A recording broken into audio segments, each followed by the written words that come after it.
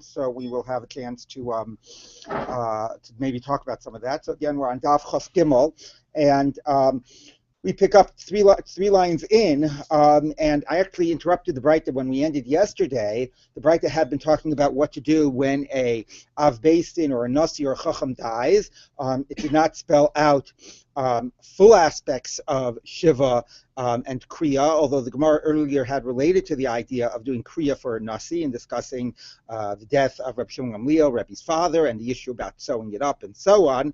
But here the emphasis had more been about emptying the study halls. Again, does not say for what duration, but it says the Beit Midrashot are betelim, and spoke about a sense of a public mourning. Of course, with the irony being that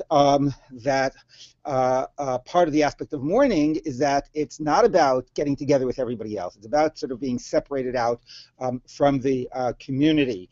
So on that point, when the Breita said, it said Nichnasim lebeit hakneset v'korin shiva, you have 7 aliyot, you come to show, right? Does it mean on Shabbos? When exactly does it mean that you do 7 aliyot? Presumably on Shabbos. But anyway, Rabbi Gershom there pointed out, b'Sefer Torah, the ein mipalim yachad b'veis hakneses, ela kol echad v'echad mitpalel b'veito. Right, everybody. So it's sort of like trying to strike this balance of a communal observance of people sort of getting together in some way, but also because it's not just individuals that are recognizing what has happened, but also maintaining the more sense of the loss of community or the that occurs during this period of time. Interesting, sort of comparing this reality to the whole Tisha B'Av reality, and for that we'll just continue on the top of Chaf Gimel Amud Aleph. Rabbi Yoshua ben Karcha Omer Lo Sheyelchu v'Yitaylu b'Shuk, that Ela Yoshin v'Domim, that when they go out, presumably to read or to have some type of a sort of leaving of their homes in some type of a communal way of expressing it. So it's not with, walking around in the marketplace. Presumably that wasn't even a havamina, but not with a socialization component, but everybody is there and silent. So they're both doing it communally, but they're doing it also without the whole social component. Okay, so that was sort of the end of that discussion about a chacham and an av beis din, and then tagged on to the end of this breita, which seems to be a general point and not limited to those types of scenarios. It says, "Ve'eno min shmua v'agad b'veis ha'avel." So forget av beis din or whatever. Don't say, since there was a whole issue here around Torah, batei midrashot b'telim, that seems to be the connection. And the end of the breita says that we don't learn Torah in the house of the Avel. Now, we already said that an Avel is Asr b'Talmud Torah, and we had a whole long list of things that the Avel cannot do. But here, presumably, what this is coming to do is to speak about, on the one hand, Shmua v'Agadah, which of course raises the question, because we always do say a little Dvar Torah in the house of an Avel, so we could say Kaddish, and how exactly we try to say that sort of falls between the cracks. It's not real Torah and so on. But here, enough Torah to be saying a Kaddish. But here, Shmua v'Agadah seems to be addressing exactly that aspect, that even if it's not, people like in the yeshiva, they consider hardcore Torah, not like really, halachot and so on, and difficult sugyot. It's more hashkafic issues. Nevertheless, that's also an issue. And the other thing that's important about this is beveit ha'avel. So we're not just dealing with whether the Avel can learn Torah, we're dealing with the phenomenon that takes place in the Beit Avel, maybe even if the Avel isn't around, right? The Avel is going off in the bathroom. Are you standing around with your friend and schmoozing about what you learned today in the Daf? Are you schmoozing about the Parsha? And in that way, it makes sense what it's doing in this Breita, because the immediate response that this Breita said about the death of a Chacham and a Nasi, whatever, is it did not refer to doing Kriya or some type of Shiva observance. The real observance that this Breita spoke about is Beit Midrash Batel.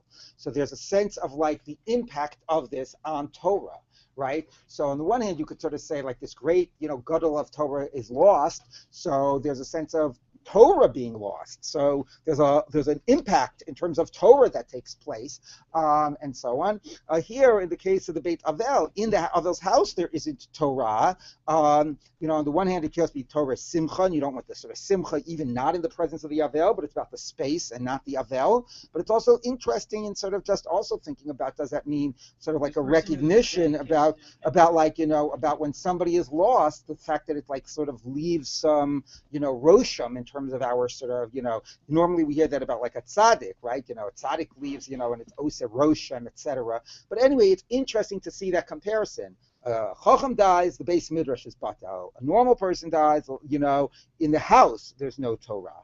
So that definitely is what's going on in this brayta. Yes. A moment ago, I'd just like to ask you to clarify. So we say some Devar Torah, so we can say Kaddish. Right. They didn't say Kaddish, right?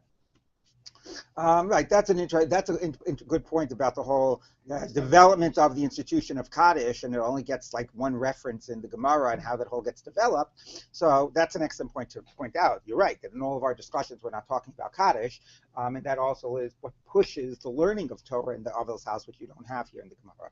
So I'm sure that would be actually a fascinating issue to see when do the discussions begin about the Torah that's learned in the Avel's house, and parallel to the discussions of the development of Kaddish. But I assumed you're right. I assume that those are going hand in hand. That's a very good point. Okay, so now the Gemara says like this. Now we go on to the thing that's been sort of in the background. I'm sorry, last line here. Amar alav Rabbi Chanani ben Gamliel, Shahaya Omer Shmuel Bagad Beis Havel. They said about Rabbi Chanani ben Gamliel, he would talk Torah in the Beis Havel. And it sounds like the way it's being phrased, that it doesn't just mean like, oh, every now and then people would catch him schmoozing in Torah. One wonders if Haya Omer has a sense of, even in the context of like a public teaching of Torah, again, not in the Kaddish sense, but also in the context of, one wonders, Nichum Avelim, right? When you're doing Nichum Avelim, do you bring, how do you do a Nichum Avelim in bringing in a religious discourse? And we do find sort of passages of Nichum Avelim in the Gemara, where like, you say, well, when Aaron died, and you could bring in the whole a whole sort of Torah, agadic religious discourse in the context of your Nichum Avelim. And one wonders if that's also a little bit what's going on here in this story, that he dafka was Omer. Was he, again, it sounds like he was like intentionally Omer, not that like, oh, he wasn't abiding by this rule. So a very interesting tension that is going on there. Okay, before we continue, because now we're going to be going on to other issues, I just want to take 1 second, because again, the daf is short today, so we have hopefully a little extra time. We had done yesterday the whole issue about Simchas Moreus, which, as I said, is like the biggest question that rabbis get shilas for, maybe not the biggest, but anyway, a very constant one, because it applies, Yud Beis Chodesh for Aviv and Imo, and it's something that also is very hard to quantify. What exactly constitutes Simchas Moreus? The Gemara sort of spoke about two Simchas: general Simcha, which seemed to be more problematic, and Simchas Moreus, which is more like what? Well, no, but it's simcha. It's not just social gathering. There's a simcha component, but it seems like it's more about friends than about some big simcha, which presumably we would think means like something like maybe a wedding. Okay, so that raises, and the Gemara initially distinguished between them, but by the end of the discussion, it seemed to have conflated the two of them, except for some very special cases, and saying that it's an issue of shloshim for most people and Yud Beis Chodesh for Aviv and Imo. So the question is like, okay, well, but are there like exceptions, and what constitutes it, and so on? And again, the irony that the Gemara seems to be saying a real simcha is more problematic. What's a real simcha that's not a simchas moreus? Like I said, wedding is the first thing that comes to mind. So does the fact that it's a mitzvah and make it that, which makes it a bigger deal, does that make it worse or does it make it better? Because in the end, it's a mitzvah. Maybe there should be a reason to go. So if you take a look, let's just take a look quickly at Tosos Chaf Beis Amud Beis. He says like this. Just read one line. He says, when seches machot, it's like smack and moed Tosos u'simchas. Line starts with the word im. I don't know if you see that. It's mamish about exactly halfway down that Tosos beginning. Im hayasuda shel mitzvah mutter. Okay, so there's a line in Tzmachos, which is with Sudas Mitzvah Mutter. So to go. Be there the whole time? Well, it doesn't say. Lo yadanu ma'u korei Sudas Mitzvah lahatir ba'avel in Davka Sudas Kiddush Rosh Chodesh. Okay, so so I don't know exactly what that means, or it doesn't mean Sudas Kiddush and then Rach Pirish. I don't know. It sounds like he's saying Kiddush Rosh Chodesh. They would have a Suda for Kiddush Rosh Chodesh. It's bizarre. Then he says Perish Rav Avram b'Shem Rabbeinu Shimshon de Sudas Bris Mila Mutter Likanes. The lo chashiva simcha, kadmin perakam b'tiksuvas, the lo mervachinam beisha simcha bimono, mishum detridi v'leka simcha. Okay, well, Rav Avram lo yapasha to garmi simchas mereyas. Okay, so he says so. One that says, well, maybe bris milah, that's not so much simcha, but then you're saying that it's less problematic than simchas mereyas. Is that so obvious that it's less that it's less problematic? Maybe it's more problematic. So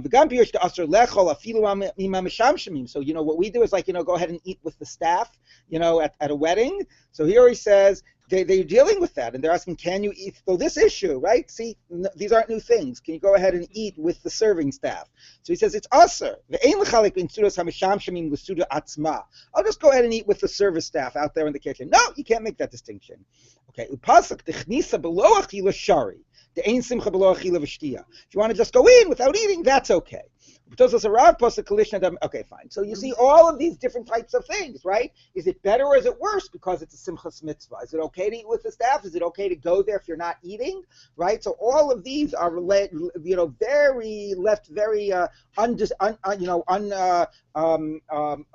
concretized or whatever, or unclarified in Tosfos, and remain an ongoing issue today in terms of that definition. Yeah.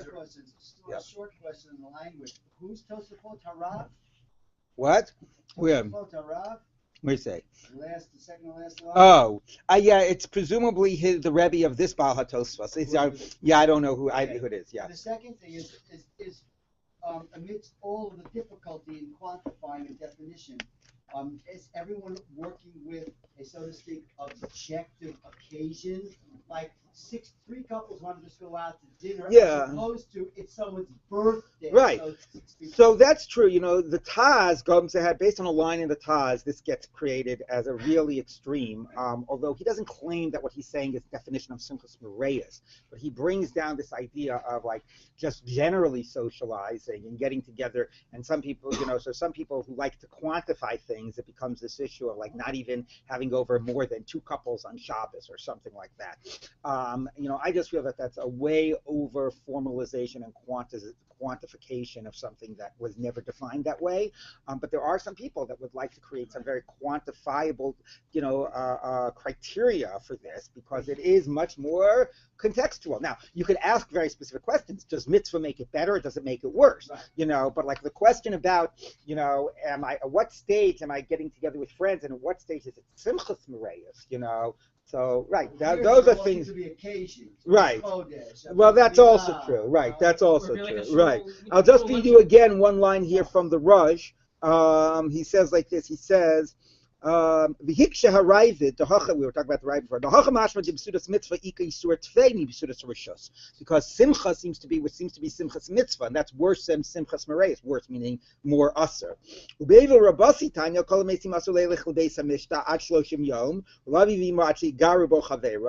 That's interesting, by the way. Avi v'nimo, it's not according to according to Masechet Tzmachot, it's not Yud Beis Chodesh, it's actually Yigarubo. Until people say hey, you haven't been coming to our to our parties recently. You have to start coming. So that's interesting. We pass in Yud Beis Chodesh, but then he says El in Kain Haisel L'Shem Shamayim.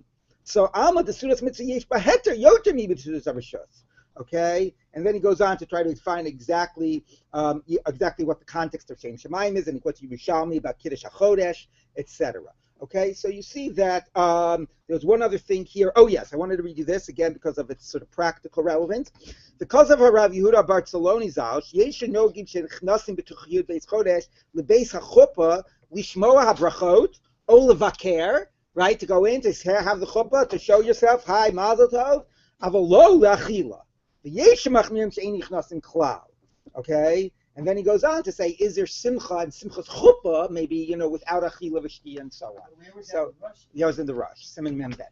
Okay, so a lot of very relevant stuff here, but not necessarily clearly clarified or clearly quantifiable. Okay, now we continue. Chaf Gimel here, back to Chaf Gimel Amud Aleph, about 6 lines down. Tanu Rabbanan. So now what's been going on in the background until now, right, is this assumption that the Avel is being at home and people are coming and visiting him or her, and that there was a whole statement before about not going to visit other Avelim, but it has never been said what for us would we probably identify as, if you ask somebody, what is Shiva about? Probably the first thing somebody would say is person stays at home for the whole week, right, and people come to them, right, before you start talking about bathing or wearing shoes or all those other types of things. That has not yet been said. That might, as a halacha in the Gemara yet.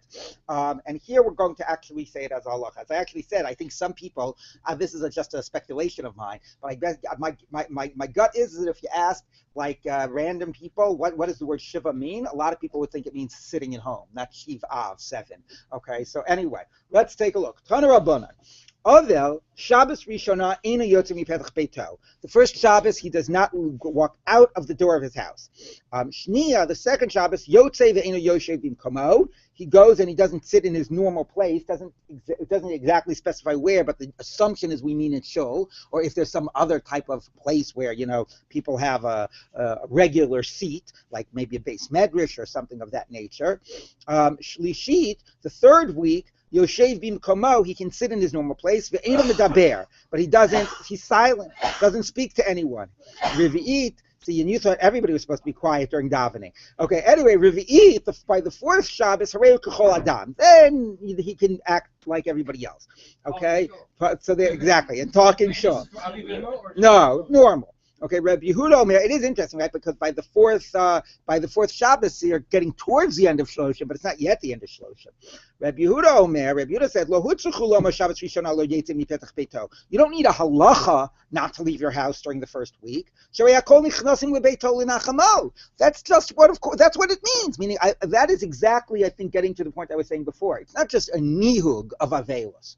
The basic, it's not like a halacha of avelos. The basic, central to the experience is the avel sits at home with what is avelos? Like, what's its essence, as opposed to what are its practices. So I think that, I think some of that is captured in what Rabbi Yehuda is saying. Like, you don't need a halacha. That's what it's about. He stays at home and everybody goes in his menachim. Allah is that already by the second week he's not going. Now, by the way, that's got to be very challenging for the Avel, right? No longer is everybody coming to be menachem, and he's still staying at home. It's like he doesn't have any social aspect. He's really left abandoned almost. It's hard enough now, because people are usually, hopefully, very good in terms of paying a shiva call, but often the hardest thing for people, but a very hard thing for people is like when the shiva is over, like transitioning back into the rest of the, into the normal life. And now everybody expects you to be normal, and just helping with that moment of transition, right? And that's when people aren't focusing on the person's status as an avel. So here, it's like, I don't even understand how this is possible, that a person should be sort of at home with nobody coming to be menachem, the person, and still sort of being stuck, being sort of, staying at home. Maybe you could say it's a time for the person himself to be by him or herself and to, work through things and get ready for the transition. But it still seems very much like a person's left abandoned in this state. Let's read a little bit more. Shlishit Yotze Ve'ena Yoshev Bimkomo. By the third week, he's going out and not sitting in his place. Reviz Yoshev Bimkomo Ve'ena Medaber. By the fourth week, he's going out and not speaking to people. Chamishis. By the fifth week, Harehu Kechol Adam. He's like everybody. So now, in terms of the halacha here, just quickly, if you look at Tosfos, Rabbi Yehuda Omer Lo Hutzruchu. B'shami posek halacha kedivrei hamosif b'yamin, which is interesting because normally we say halacha kedivrei hamekel ba'avel. For isi kashaya Katan, Rabbeinu Yitzchak Zikni shaloha Yoshev. As I said, a great thing about learning Hilchos Avela, learning this Masechet, is that there are everybody's bringing in stories because everybody experiences it themselves and other people and so on. So there's like more case study about these issues, and you're going to find anyway in the Gemara, in Tosfos, and the Rishonim. Shahaya Yoshev bimkomo ad shavua revi'i. That he would stay in his place until the fourth week, right, which is the second opinion here, right, and the more machmir one. The lo yadati tamo. Shima yasover Reb Yehuda, if he holds like Reb Yehuda, which is the more machmir position, imkain yispor kamoso b'shniya sheina yotze mipesach beso. So then don't leave your house for the second week, and nobody does that. As I said, that's like again in my mind, it's such an oppressive type of an idea. So he says nobody stays home after the first week. So if you're already leaving the home after the first week, why would you be practicing like Reb Yehuda about not sitting in your place? He says, Miu, Yesh Lomer Baha, Ashkechanatu Alel Davelus Shiva. There, the concept that Shiva is the end of Avelus would override. The Kaimalan Hach. And now I love this last line. V'shema tamok Rabbanan. Maybe he really passes like the Rabbanan. So by the fourth week, you're allowed to, the person, what did the Rabbanan say? That by the third week, you sit in your place and you're not medaber. Right? Is that what it says? No. By the fourth week, third week, you're sitting in your place and you're not medaber. So he says, but since the halacha is by the third week, you sit in your place and you don't speak.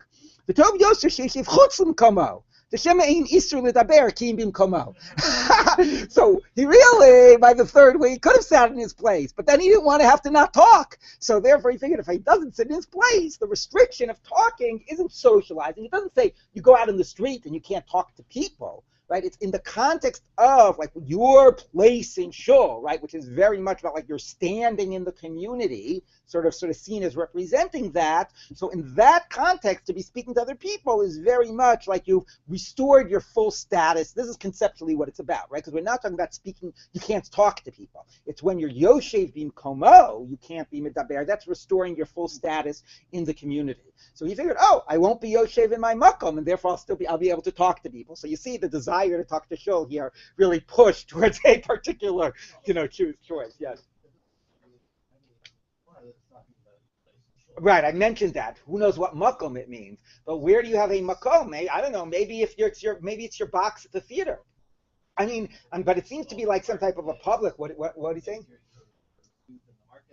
Your like that type of thing. Yeah, it's true. I mean, look, the Gemara is not clear at all. We interpreted about the shul. Maybe I've obviously probably influenced because we interpreted by the shul, but I would imagine it would have to be a place where everybody had a different makom and you had your makom. You know what I mean? So. Yeah, but marketplace you have the store, you have the buyers, and it's like it's not like everybody sits in their designated space. Like so, I mean, I'm not sure. To me, the marketplace fits in terms. Look, I'm probably influenced by how I'm thinking about it in terms of the show. But I could imagine, like, if you go to the theater and you have your seats at the theater, that would be a relevant application as well. Like what? Oh, so Shabbat Rishonah. So that's a good question that the Rishonim discuss, which is. Does Shabbat mean Shabbat or does it mean week? Shavua Rishon, because often Shabbat can sometimes mean week for the duration of the first week. So there's a major discussion in the Rishonim about whether Shabbat here means Shabbat and whether the halachas would be different during the rest of the week. So there is Shabbat, that's really interesting because they came to do Nichum Aveli. It says here. So they were Menachem. Oh, so that is a good point, and I want to actually read to you from the Rush about this, and also about how much it contrasts our practice. Let me just briefly read to you from the Rush, because like I said, when you tell people nowadays that you can do Nichum Avelim on Shabbos, they're like shocked, right? Because again, even though we sort of do it when we do Boi Kala and then we say Hamakam Yanachem Yechem, but I think for most people the message is now that it's Shabbos, we're going to do this last Nichum and we're not going to be doing Nichumim on Shabbos. Well, it's right after actually, because you do it after the Boi Kala. So I thought it was Mitzvah Shirdi on Shabbat for you. Yeah, it's interesting. Most people, maybe that's how, again, I think that's the message people get, but often the assumption is that the Boi Kala is the acceptance of Shabbos. Anyway, but I think the implicit message is we don't do Nichum Aveilim on Shabbos, which is not the halacha. So I want to just read to you a line here from the Rush about this, and this is very much also about this question about, like, what does the word Shabbat mean in this context. This is in Siman Mem Vav. He says like this, he says, so if you're looking, I know I'm going to, it's top of the second column. He says like this. So he discusses, the Shabbat Rishonah Hani mean Hachol. So he has that whole discussion whether Shabbat means week or Shabbos. Anyway, he says like this. He says, V'chein Norgim Ba'ashkenaz. This is on Shabbat. Everybody listening. Ha'avel holech lebeit HaKnesset b'Shabbat. V'achar tefillah. Right. So presumably on Shabbat after shul is over, Shabbos morning.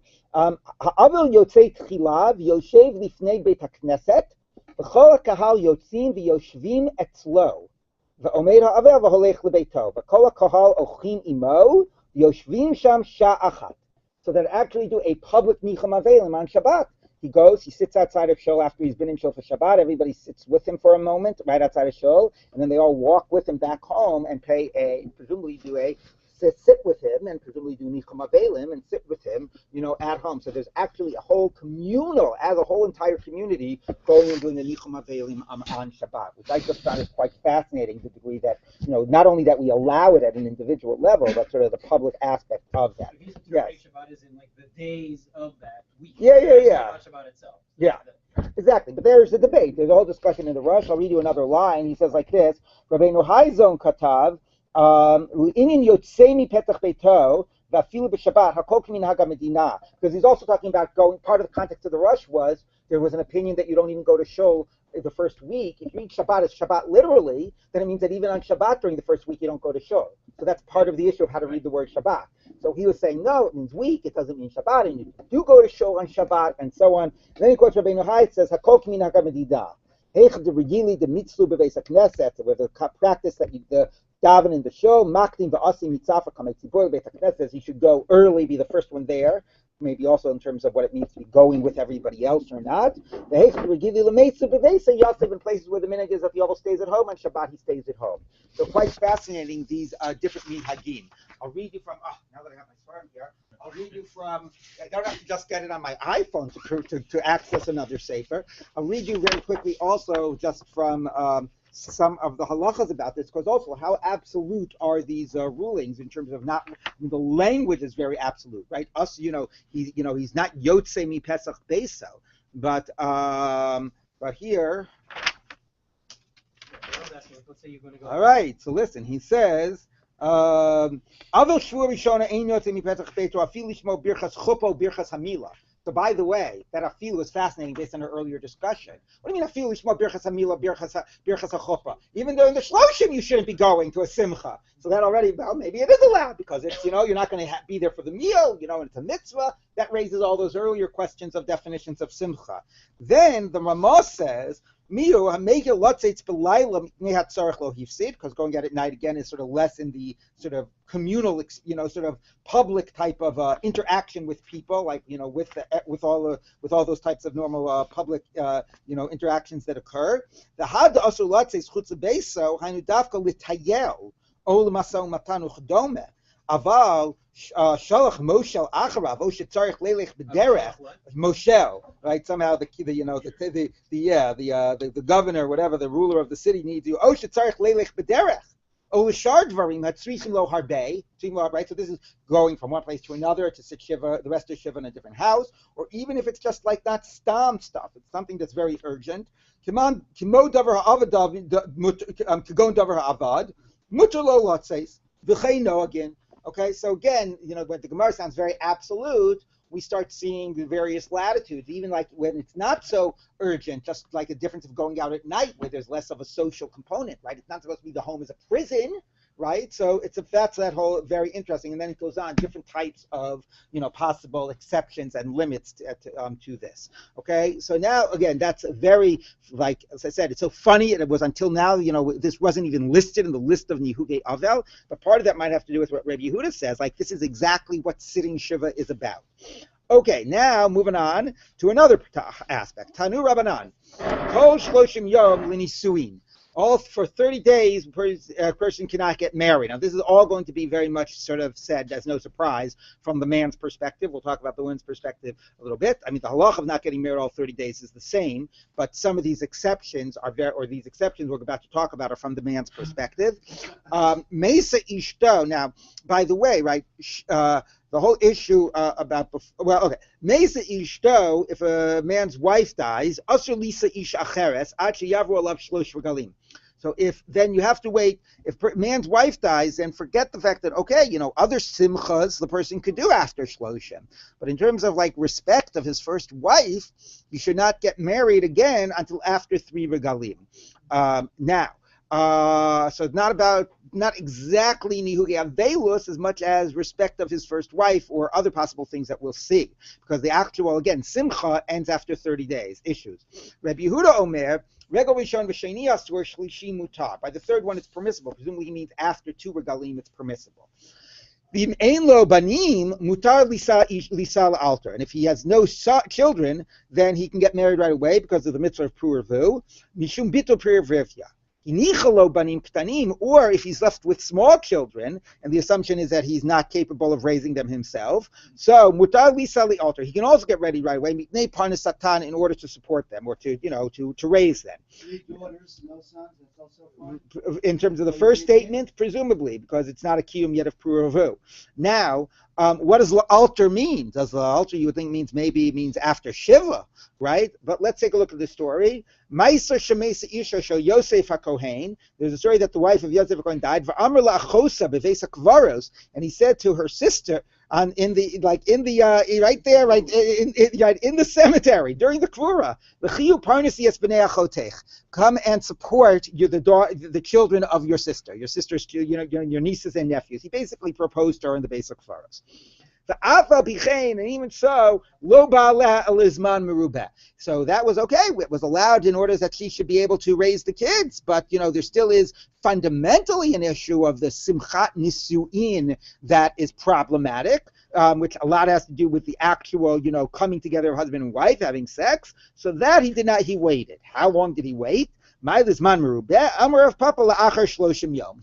days because that is the period of simcha. So on the one hand, there was an allowance, even more radical. You don't have to wait 3 regalim, 2 regalim, or whatever because of these issues.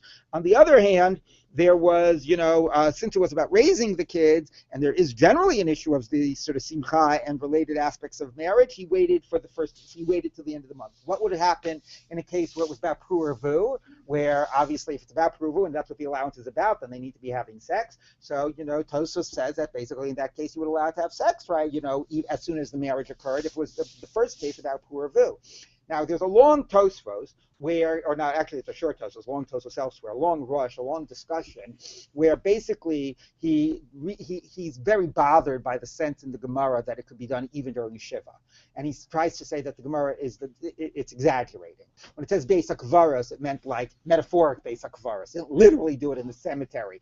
Or he says, he proposed in the cemetery, but they didn't actually get married till after the Shiva. Okay, he's just very bothered by the, the Gemara's pretty, like it sticks in your head. He proposed to her in the cemetery, apparently. But anyway, Tosfos is really bothered by that, and based on other sugyas or whatever, and he wants to say, or just bothered by it intrinsically, and that it's after the Shiva. That's one point. There's also a lot of discussion about somebody who, has already been Mekayim Puravu, but let me hold that stuff for a second. I want to just look at a very fascinating Tosfos of Kiyavu Gimel Regalim. So one is the question about the exceptions, but let's first look at the general rule here and the idea of 3 regalim. So take a look at Tosfos. He says, Shalosh regalim below simcha. What's the reason of waiting 3 regalim, right? It's not an idea of Yud Beis Chodesh. It's not an idea of 30 days, So what is this about? So he says, there should be 3 regalim below simcha, right? V'samachta atau beitecha, right? So there should be 3 regalim below simcha. So there's not the same simcha that you when it's not a full family. V'lo yishkach ahavat ishto. So reason number 1 is, out of the respect to his wife and the marriage and the relationship, it should not be, he should sort of stick with him. So it's funny, like they've been together for 20 years, but will stick with him is that sense of loss over 3 regalim, and he remembers how hard that was during those first 3 regalim. That's one explanation, right? It's funny, he just doesn't frame it as to honor his wife's memory, but anyway, lo yishkach, that presumably it's a similar concept, ahavat ishto. Inami, right? Today, sheyisa ish acheres v'lo yeh zocher min harishona shelo yeh yizbeis deos b'mita, which is a concern the Gemara has. If it's still so soon after his first marriage, then when he's now together with his second wife, he'll still be thinking about his first wife. So, and while they're having sex, which is particularly like the Gemara type of a virtual adultery. So, the problem is not respect of the first wife. It's don't do it so quick to respect the second wife, so that it's not still in the person's head, mind. Va'od, right, exactly. You should remember the past. You shouldn't have an active memory of the present. Va'od, pen yaskirena ahavat ishto lekantera. Okay, that maybe it won't just be accidentally the guy is still thinking about his first wife, but when like the second wife now burns the food or whatever, makes meal, says, oh, my first wife, she made such better, her food was so much better, or she whatever. So you're constantly mentioning the first wife to the second one, and that's also, so again, hopefully you wait 3 regalim and some of those memories have faded a bit. So of course, what Doe points out, are you supposed to have the memories fade or you're supposed to have the memories stick? Anyway, and then he has a fascinating point here at the end. He says like this. Perish harav Rabbeinu Yonah, the ain't shaykh lifso karev Yehuda, the amar shnei regalim. Why don't we be lenient and say 2 regalim, not 3? Right? Halacha kediv hameka ba'avel. He says mishum dekaim elam le'el kediv hameka ba'avel. Don't say that. The hamyosa de pligi ba'hacha ain't zu ba'avel. The yemei avel kalulahen. The idea of waiting 2 or 3 regalim is not a hilchos avelus. The guy's done with avelus. It's 30 days. There's no longer nihuge avelus. This is a halacha of respecting your first wife or respecting your second wife. Okay, whatever the concerns are. But it's not a halacha in hilchos avelus. So fascinating, right? Sort of pinpointing exactly that part. That's why you can talk about 2 regalim, 3 regalim. It's not about hilchos avelus anymore. Anyway, those issues I think are fascinating. The different types of concerns. Again, of course, this is all from the man's perspective. What about the woman? In general, it said that the woman waits 30 days. Interesting question about, here's the interesting question, right? So in all these things about, the fact that maybe she needs a husband to help her raise her kids, she's not raising them alone or whatever, those types of things, or puravu, halachically she's not mitzvah in puravu. So, fascinating that those types of things are not, not dealt with, not fascinating, I mean, maybe to be expected, but it's interesting, that those are not sort of seen as exceptions. There are interesting cases where the issue is that somebody was engaged, a woman was engaged, the man was a first wedding, so he wasn't yet Mekayim Puravu, okay, and then she became an Avel. Would we let her get married during the Shloshim in order to help him be Mekayim Puravu? Right, because you sort of like halachically it's his team of puravu, but he's the one that's the avel. So question, well, just get married to someone else if you want to be mekayim puravu. But actually, you see the Rishonim saying like, look, reality is he's only going to marry her. He wants to marry her. So then they say, so if in order to let him be mekayim puravu, we'll let her get married during her shloshim. So it becomes a whole interesting thing about dealing with this, because all of these things are sort of around the man, either the man's mitzvah puravu or the man's inability to raise the kids on his own. Like it never sort of looks at those issues from the woman's perspective. Okay, yes, you had a question. Maybe I'm not understanding the story. There's a Kohen in a graveyard. Yeah, because for his wife and for his relatives, you mitame. Kohen is mitame for his shiva krovim. Okay, so now the Gemara says like this: Tana Rabbanan. Kol shloshim yom legiyut, all 30 days, the whole idea of not, presumably, although there's conflicting evidence about this, but presumably the idea of not laundering clothes is only for a week, like not getting a haircut and bathing and so on. So, but for the rest of the month, there's an idea of not doing giyut, which we would sort of call like, dry cleaning, like very good type of a cleaning of the clothes. So that applies for all 30 days, dry cleaning. Whether new clothes or old clothes, because old clothes, even if you dry clean them, they don't really look new again.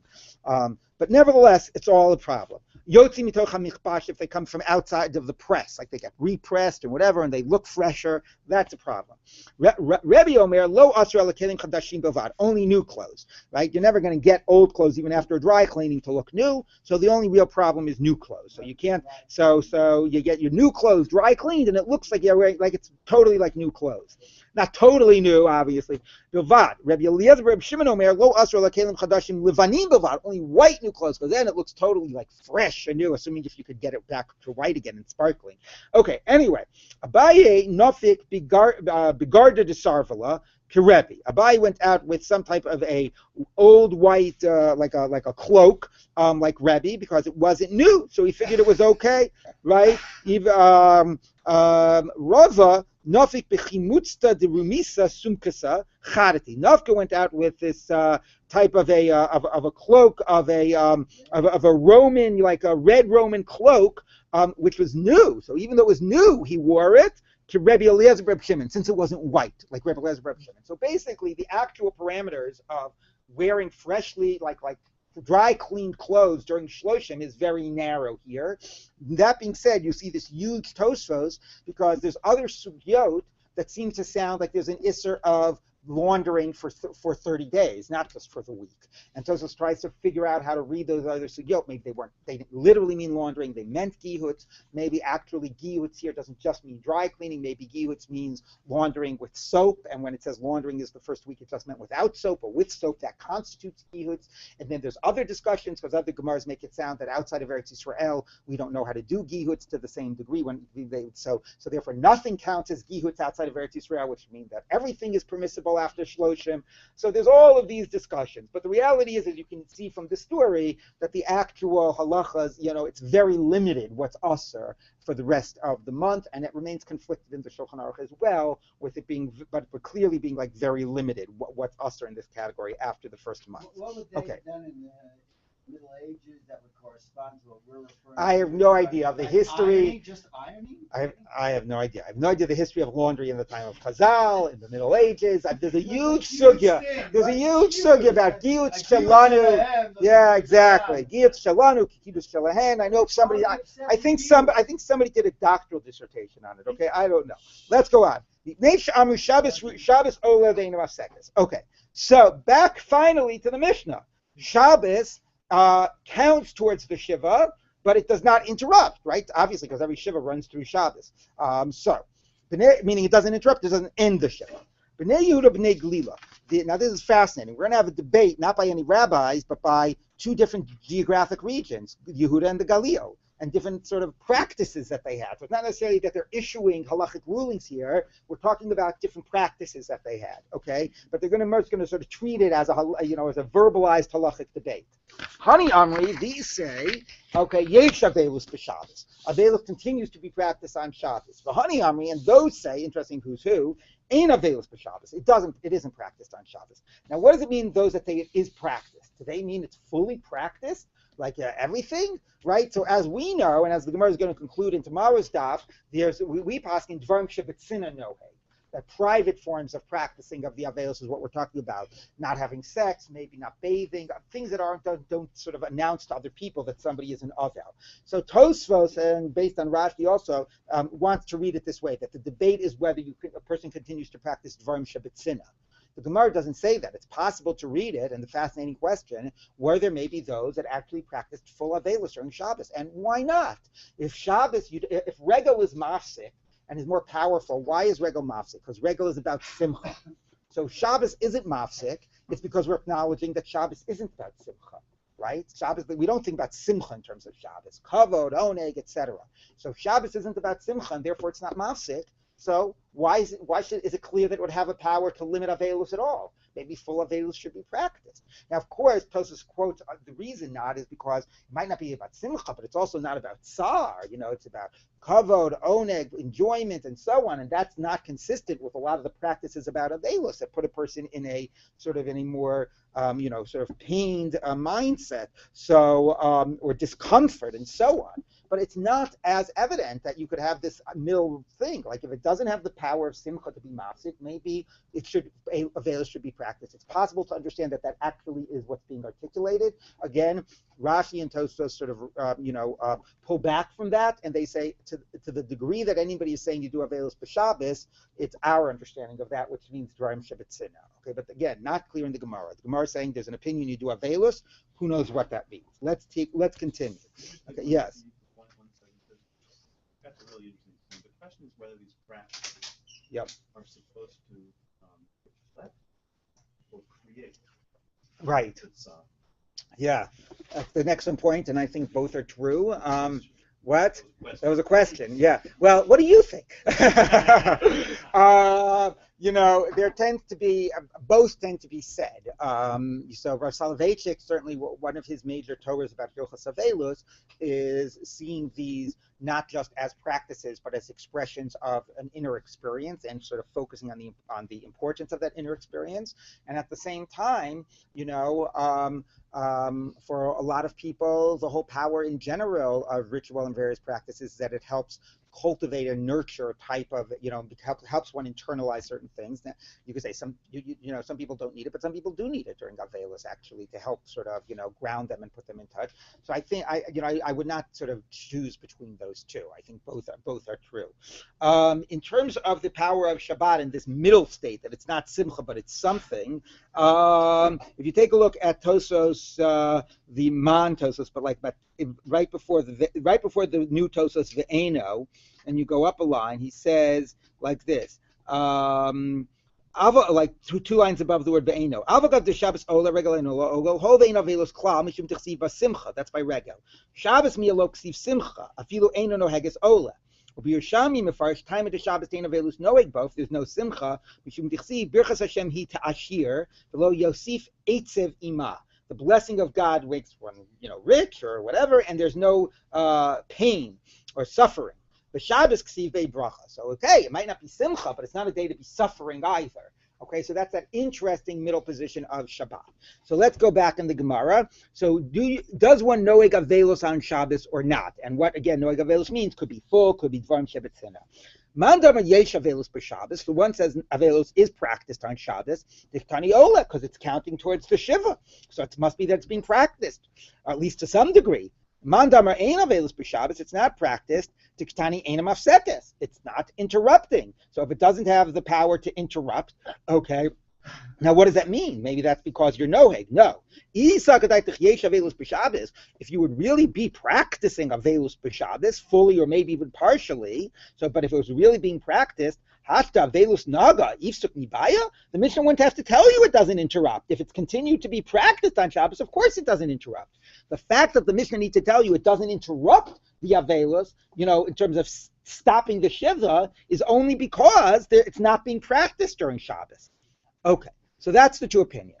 So now the Gemara says, "Ela haktani ola." What do you do with the fact that the Mishnah says it counts, and according to you, it's not being practiced?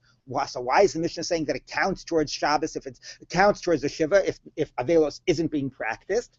No, I need to kavai the Mishnah seifa ein olim, since it's going to say by the regolim that they don't count.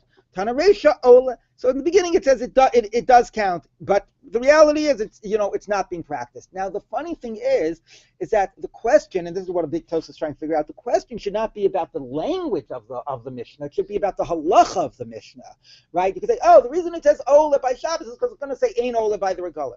Fine, but the question still is, why does it count towards the shiva if nothing is being practiced? So the answer might be that look, it's one thing to say that shiva ends a week after it starts, and you don't have so you count it 7 days from the day it starts. That's one thing. I don't have a problem with that. Maybe there's no practice of avelos on Shabbos, but nevertheless shiva is a week from the day it starts.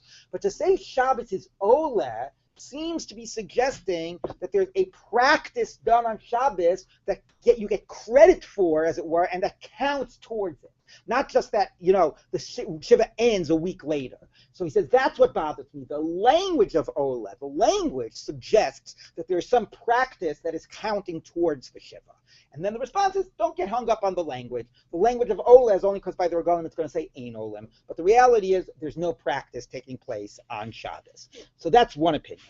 Uleman damar yesh avelus b'Shabbos. According to the opinion, there is avelus on Shabbos. Haktani ein mafseket. Why did the Mishnah have to say it doesn't interrupt? I mean, if shiva is being practiced, of course nothing is going to interrupt.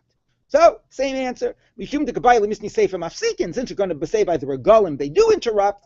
Tana reisha ein mafsekas. You say by Shabbos it doesn't interrupt, even though it's obvious it doesn't interrupt according to this opinion, because it still is being practiced. Okay. So we still have this debate. Is avelus practiced on Shabbos? And again, does this mean fully practiced? Does it mean partially practiced? Not clear. But in the debate whether avelus is being practiced on Shabbos. Lema kitanoi. Let's say this is like a debate of Tanoim. Now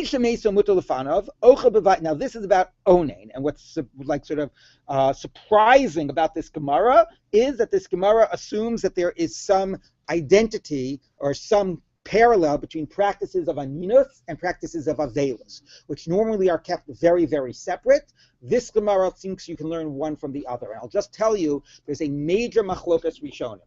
There's Tosfos, which if I get a chance I'll read to you, that basically says these are completely different states and have nothing to do with one another.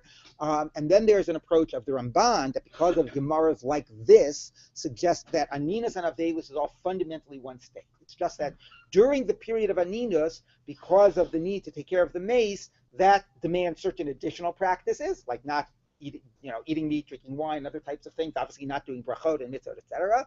But it also allows other things, like it allows you to put on your shoes, because you got to be doing, and to bathe or whatever, because you got to be focusing on the mace, and therefore we're giving you more latitude in terms of some of those other things. But all of that is like overrides. Fundamentally, it's a consistent state from the time of death, through the end of Shiva. That's an idea of the Ramban. It's much more complicated, but he, because of Gemaras like this, wants to see a basic continuity between those two with sort of special overrides that might occur during Aninus. Okay, so yeah? Well, let's take a look about the issue of Aninus on Shabbos. Let's take a look. Lema Kitanai. Let's say that this debate is linked to a debate of Tanayim. Somebody's dead body is in front of him, meaning it's in status of Aninus. Has to eat in another house, doesn't eat in the presence of the mace. He doesn't have another house, he goes to his friend's house. Doesn't have a friend's house. He makes a little barrier 10 tvachim, so he's in a different zone. He doesn't even have the means of doing that. Okay, he turns his back to the mace. He doesn't literally have chewing in front of the mace. Not respectful. The Eno Mesiv Ochel, he doesn't recline, which is a very kavedic and relaxed way. Obviously, his focus should be on the mace, not getting too much into his seuda. The Eno Ochel Basar, Eno Shosayayin, doesn't eat meat or drink wine, right? Obviously, that would be too indulgent, and also maybe draw him away from his focus or her focus on the mace. The Ein Mevarech, the Ein Mezamein, doesn't make brachos and doesn't do zimun, and here we get the idea that the override of mitzvot and even the override of brachot, vein mevarchen alav, vein mezamnin alav, you don't even include him in a zimun. Question about what mevarchen alav means, that's different from mezamnin alav, but okay, it doesn't get included in a zimun.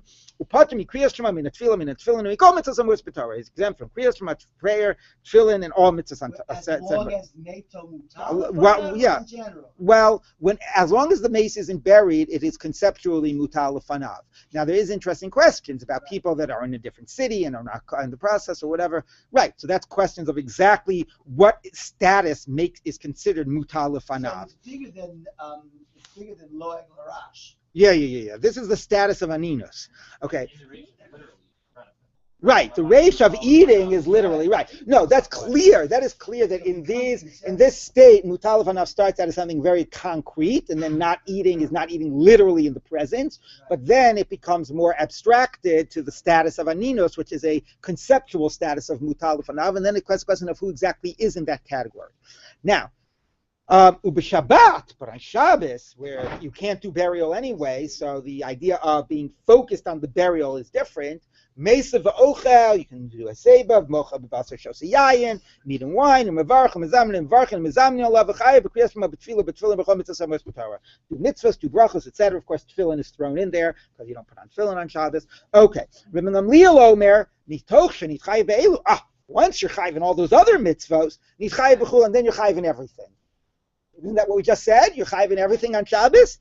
So the Gemara says, V'amar Rabbi Yochanan, what they're debating is whether an onin is allowed to have sex on Shabbos. When he says kulan, he's saying something else also you're doing that we haven't mentioned, which is sex. Sex is also allowed on Shabbos.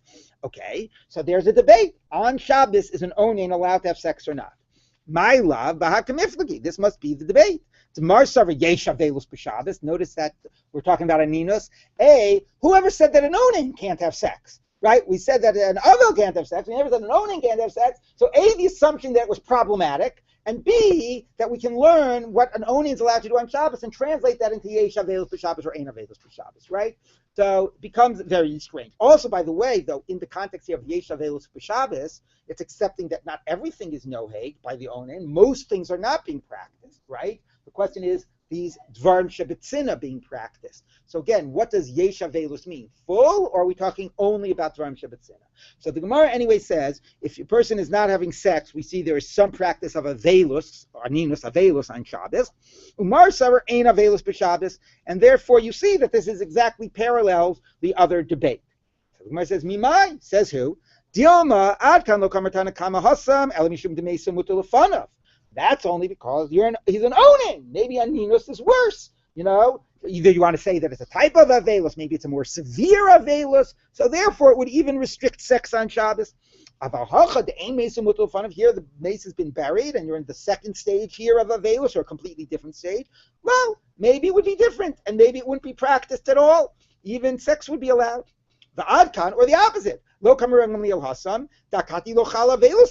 Maybe there it's more lenient to Reb Shimon Gamliel that sex is allowed because the person isn't yet an ovel. Maybe sex is really only a problem for an ovel, not for an oning. Now the person's really in avelus, hachanami. So actually it would apply even on Shabbat. So in these last lines of the Gemara, without saying it black and white, the Gemara seems to be saying, how obvious is it that you can call aninus a type of an avelus and learn from one to the other? Okay, and that's what this large Tosfos is about. I'll just try to read you one line of this before we. Okay. Actually, I won't read it. Ve'eno. But anyway, the Tosfos Ve'eno deals with this basic conceptual question, which this Gemara is the anchor for, which is, do you see aninus and avelus as completely distinct things, having nothing to do with one another, right? Or do you see it as basically one continuous set of practices that are done in sort of as a way of expression of mourning with special differences because of the reality of Meitu Mutalafanav? But that you fundamentally still say this person is in a state of avelus, but there are special halachas that apply because of meitu muta lefanav. By the way, it's interesting to think about when does more or less severe. Some are more severe and some are less severe, all because of the special circumstances of meitu muta lefanav. But in a principled way, if there's no overrides, there's no special considerations, if you were to ask what practices should I assume an onain does, my answer is I'll assume an onain does all the practices of avelus unless there are special reasons to make exceptions. Okay, and that's the conceptual model. And then you say, so the reason we allow bathing and we allow this and we allow that is all because you got to let the guy sort of take care of his normal needs in order so that he can focus on the burial. That would be the conceptual way of framing it. It's very bizarre, I know. Experientially, they're completely different. That seems to be the conclusion of the Gemara, but because of the way the Gemara put them together, it leads some Rishonim to try to conceptually create a sense of a continuity. On the bottom line, that was a term of Gemara about sex. Is it bar? Is it not? Well, we'll finish that tomorrow. Okay. We don't know yet what the answer